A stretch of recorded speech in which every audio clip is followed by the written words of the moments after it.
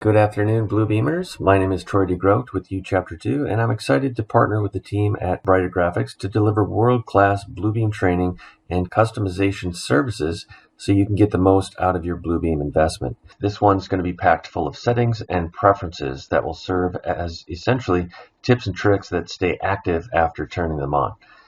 We're going to lay the foundation for saving time and creating more accurate markups and measurements in Revu. And then the last one for the menu bar is the help menu. In this one, you'll also see the keyboard shortcuts.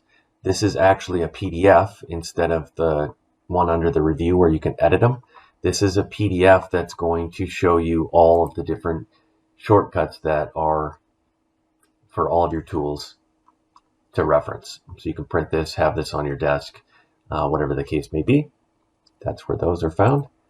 And then another one that they added in Review 20 is the Find Tools and Commands.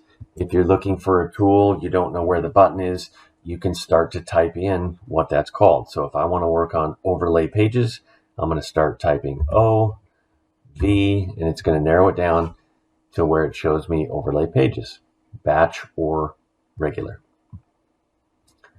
So that's a great tool for finding different things when you can't find those on the screen. I hope you took some notes. I hope you enjoyed the detailed introduction of parts of the interface in Bluebeam Revu. Thanks for joining us. Reach out to Darren and his team at Brighter Graphics to learn more about additional licenses of Revu Extreme or the small investment of upgrading your existing seats. And as always, if you have any questions regarding training or customization services for your company, don't hesitate to reach out to our team as well.